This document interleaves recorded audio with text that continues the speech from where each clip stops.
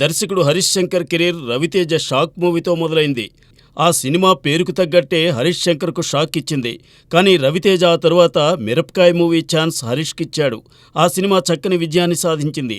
దాంతో ఇప్పుడు ముచ్చటగా మూడోసారి వీరిద్దరూ మిస్టర్ బచ్చన్ కోసం కలిశారు. ముంబై బ్యూటీ భాగ్యశ్రీ బార్సే హీరోయిన్గా నటిస్తున్న ఈ మూవీకి సంబంధించిన షూటింగ్ ప్రస్తుతం ఫిల్మ్ సిటీలో శరవేగంగా సాగుతోంది. ఇందులో భారీ యాక్షన్ ఎపిసోడ్స్ను ప్లాన్ చేశారు. ఈ విషయాన్ని దర్శకుడు హరీష్ శంకర్ చెప్పకనే చెబుతూ ఓ ఫోటోను పోస్ట్ చేశారు. దాని మీద ఎయిమింగ్ ఫర్ స్కై అనే కాప్షన్ పెట్టడంతో ఆయన ఈ చిత్రం మీద ఎన్ని ఆశలు పెట్టుకున్నారో తెలుస్తోంది.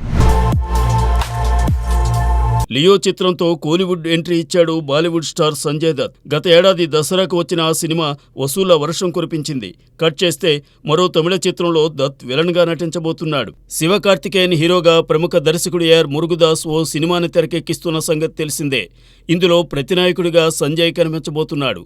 సెప్టెంబర్లో ఈ క్రేజీ ప్రాజెక్ట్ జనం ముందుకు రాబోతోంది. తెలుగు తమిళ భాషల్లో అగ్రకథానాయికగా గుర్తింపు తెచ్చుకుంది కాజల్ అగర్వాల్. పెళ్లయ్యాక కూడా క్రేజీ ప్రాజెక్ట్స్లో భాగమవుతూ ముందుకు సాగుతోంది ఈ టాలెంటెడ్ యాక్ట్రెస్.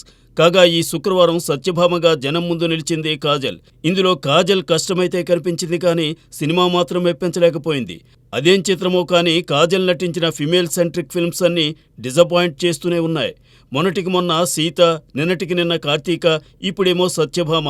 మరి భవిష్యత్తులోనైనా హీరోయిన్ ఓరియంటెడ్ మూవీస్తో కాజల్ సక్సెస్ అందుకుంటుందేమో చూడాలి.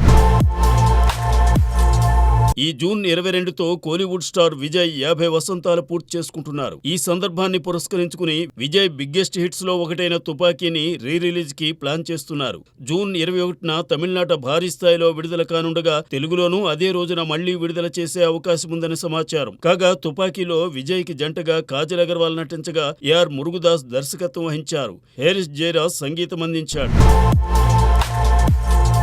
మహానటిగా మురిపించిన మలయాళ మందారం కీర్తి సురేష్ ఆ చిత్రంతో ఉత్తమ నటిగా జాతీయ పురస్కారాన్ని సైతం కైవసం చేసుకున్నారు. ఇదిలా ఉంటే తాజాగా ఆమె పాండ్స్ స్కిన్ ఇన్స్టిట్యూట్ కి బ్రాండ్ అంబాసిడర్ గా నియమితులయ్యారు. దక్షిణాది సినిమా రంగంలో అత్యధిక ప్రజాదరణ కలిగిన కీర్తి తమ సంస్థ ప్రకటనలో నటించి ఉత్పత్తులను సౌత్ ఇండియాలోని కొత్త కస్టమర్లకు మరింత చేరువ చేస్తుందని పాండ్స్ కంపెనీ ఆశిస్తోంది. కీర్తి కూడా పాండ్స్ స్కిన్ ఇన్స్టిట్యూట్ తో చేతులు కలపడం ఎంతో ఆనందంగా ఉందని చెప్పింది.